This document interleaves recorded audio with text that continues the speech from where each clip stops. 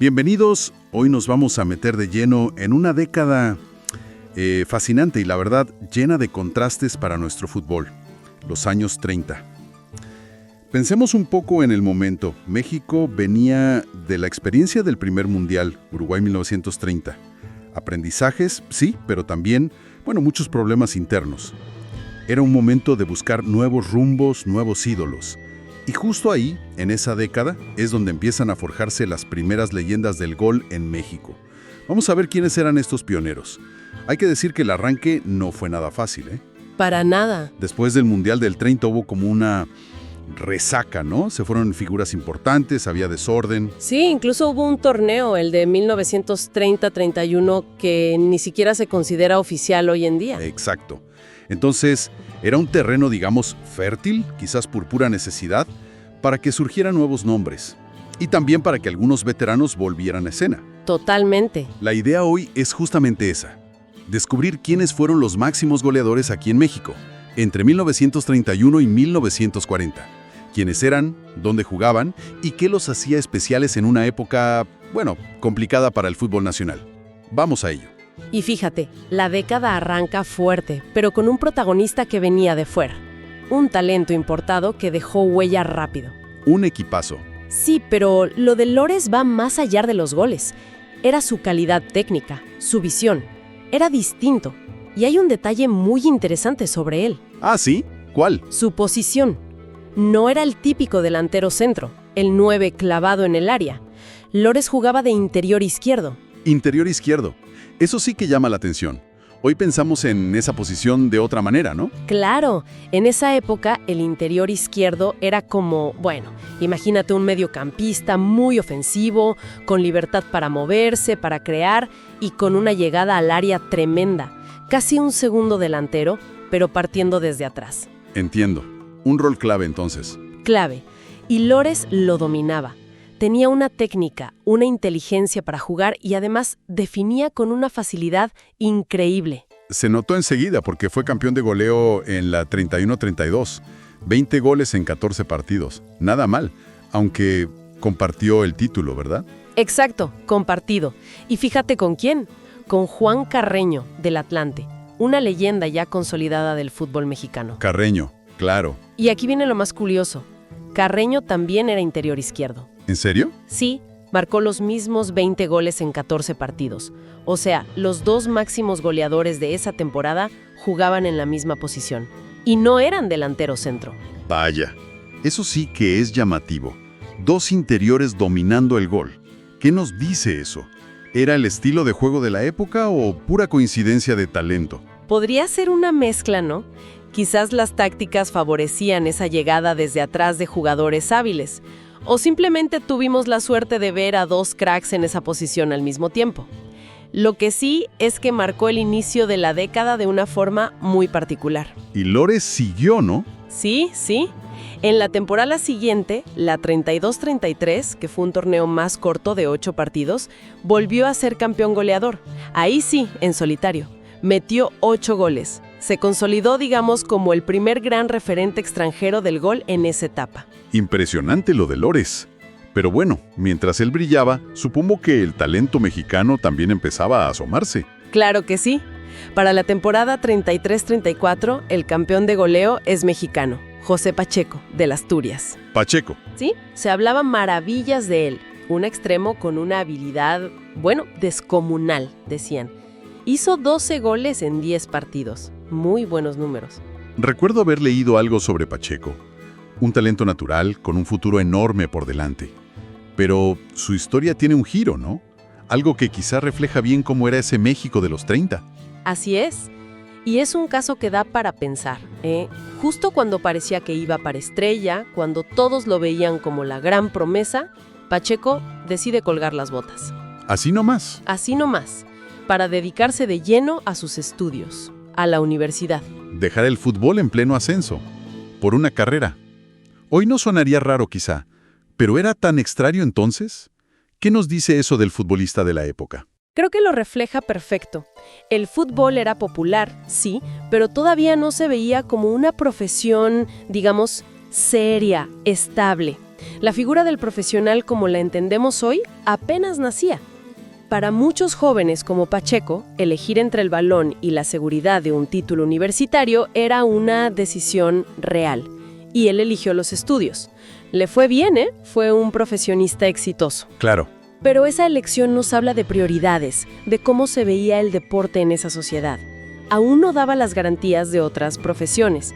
Es una ventana interesante a esos años. Es un punto clave. Uno se pregunta cuántos talentos se habrán perdido así.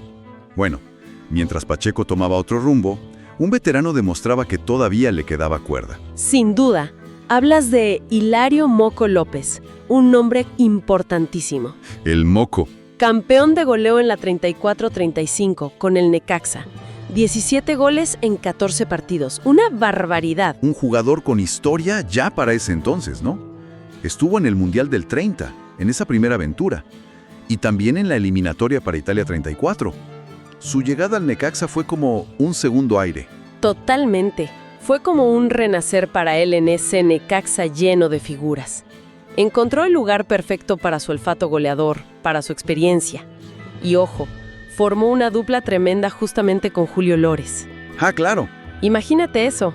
La técnica del peruano y la contundencia, la experiencia del Moco López. Fueron claves para la leyenda de los 11 hermanos. ¡Qué buena dupla debió ser! Su título de goleo en el 35 fue la prueba de que los veteranos todavía tenían mucho que dar. Qué interesante cómo se van cruzando las historias, ¿no?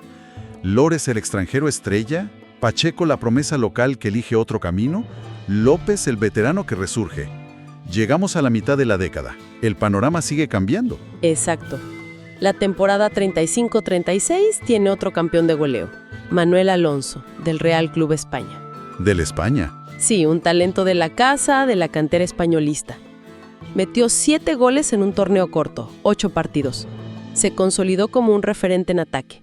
Demostraba que las canteras también producían gol. Y al año siguiente, 36-37, cuando parecía que venía una nueva generación, ¡pum!, vuelve a aparecer un viejo conocido. Otra vez Hilario Moco López. No me digas. Sí, recupera la corona. Otra vez con Necaxa. Esta vez, 11 goles en 8 partidos. Lo admirable de López es esa constancia, ¿sabes? Mantener ese nivel de efectividad temporada tras temporada. No fue campeón de goleo por suerte. 2 títulos en 3 años. Exacto. Habla de una capacidad goleadora muy sólida. Un bicampeonato interrumpido para el Moco. Impresionante. Y justo después de esto, pasa algo fuera de México, muy lejos, que va a sacudir la liga de aquí de una forma inesperada. Así es. Nos referimos, claro, a la Guerra Civil Española. Un evento trágico. Devastador. Y una de sus muchas consecuencias fue el exilio de miles de españoles. Entre ellos, un buen número de futbolistas de un nivel altísimo que encontraron refugio aquí en México. Se dice que ese fue un antes y un después para la Liga Mexicana. ¿Cómo se notó esa llegada de talento español en la cancha? El impacto fue enorme y casi inmediato. El nivel general de la competencia subió muchísimo. ¿Por qué? ¿Solo por la calidad individual? No solo eso, traían calidad, claro.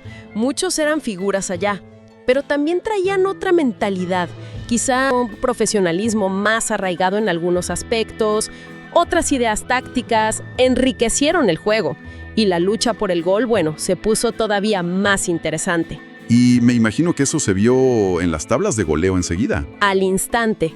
Temporada 37-38, campeón goleador, un español, Efraín Ruiz, del Asturias. Ruiz. Lo describían como un goleador de raza, un definidor puro. Hizo 13 goles en 10 partidos. Fue la primera señal clara de ese impacto español. Y no fue el único. Para nada. La temporada siguiente, 38-39, otro español se lleva el título. Miguel Pato Gual, del Real Club España. El Pato Gual. Recuerdo ese nombre. Tenía una historia particular, ¿no? Sí, él había venido a México de gira con el Barcelona y justo estalló la guerra ya, así que decidió quedarse aquí. Era un delantero centro, potente, un tanque. ¿Y sus números? Espectaculares. 20 goles en solo 12 partidos. 20 en 12, eso es un promedio altísimo. Casi 1.7 goles por partido. Vaya, se adaptó rapidísimo. Y demostró una capacidad goleadora tremenda. Claramente no vinieron a pasear. No, no. Llegaron y marcaron diferencia. El Pato Gual es un ejemplo perfecto. Esa potencia, ese remate, debió ser una pesadilla para las defensas. Imagínate. Es clarísimo el dominio español en esos años finales de la década. Pero, para cerrar los 30, el talento de casa dijo presente, ¿no? Con una joven promesa mexicana. Exactamente. El último campeón de goleo de la década, temporada 39-40, fue Alberto Mendoza. Lo apodaban El Caballo. Jugaba en el Atlante. El Caballo Mendoza. Un delantero muy joven. Ya había mostrado cosas buenas en el Marte, pero explotó con el Atlante. Hizo 15 goles en 15 partidos. Un gol por juego. Muy bien. Su aparición fue como aire fresco, ¿verdad? Demostrar que, a pesar del nivelazo que trajeron los españoles, el talento mexicano seguía ahí, compitiendo. Totalmente. Cerrar la década con un campeón de goleo local y tan joven debió sentirse importante. Sin duda. Fue como una señal de esperanza, ¿no? Y un puente hacia los años 40. Mendoza era parte de esa nueva generación que se estaba formando en una liga que era, pues, cada vez más exigente. Si vemos la década completa ahora, uniendo todos estos nombres, todas estas historias, sale un panorama muy rico, muy complejo. Totalmente de acuerdo. Es que ves una diversidad fascinante. Campeones de goleo peruanos, mexicanos, españoles. Y en distintas posiciones, además. Exacto. Interiores, extremos, delantero, centro. Y los equipos históricos, Necaxa, Atlante, Asturias, España, todos poniendo a sus goleadores ahí arriba. No fue una década plana, para nada. Fue de cambio constante, de influencias que llegaban, de evolución. Refleja una liga que estaba viva, que absorbía talento y también lo generaba. Se ve claro eso que decíamos al principio, los contrastes marcados. Momentos como de estancamiento y de repente, ¡pum!, llega Lores y lo cambia todo. O el regreso de veteranos como Moco López, dándole otro valor a la experiencia. Y claro, el factor de los españoles, que fue casi disruptivo. Todo eso armó un fútbol mexicano más fuerte, más competitivo. Entonces, ¿cuál dirías que es el significado más profundo de esta década y de estos goleadores? Yo creo que el significado principal es que fueron la base, el cimiento. Esta década con sus altibajos, con la consolidación de estas figuras, con la subida de nivel, preparó el camino para lo que vino después. La famosa época dorada. Exacto. La época dorada del fútbol mexicano que se dio sobre todo en los 40. Ese gran desarrollo, esa profesionalización, no hubiera sido posible sin todo lo que pasó en los 30. Sin las experiencias, los aprendizajes y sin estos goleadores. Ellos fueron los pioneros, los que abrieron brecha. Un resumen muy claro. Pues sí, esta exploración nos deja una galería de nombres para el recuerdo. La clase de Lores, la leyenda de Carreño, La historia de Pacheco, tan particular, la constancia increíble del Moco López el impacto tremendo de los españoles, como Ruiz igual. y la irrupción final del Caballo Mendoza. Una mezcla, un crisol de talento que definió lo que era meter goles en el México de los años 30. Y nos deja también con preguntas ahí flotando, ¿no? Para seguir pensando. A ver, Por ejemplo, ¿cómo habría sido todo si la Guerra Civil Española no hubiera ocurrido? Si no hubiera llegado esa ola de talento, ¿habrían surgido otros héroes locales? ¿Hubiera sido distinto el desarrollo? buena pregunta. O pensando en Pacheco, ¿cuántos otros como él se habrán perdido para el fútbol en esa época o en otras? Simplemente porque ser futbolista no era visto como una opción de vida viable o respetable. Comparado con otras carreras, claro. Exacto. Son preguntas que nos ayudan a entender no solo la historia del fútbol, sino también el lugar que tenía en la sociedad de entonces, un reflejo de un país y de un deporte que se estaban construyendo.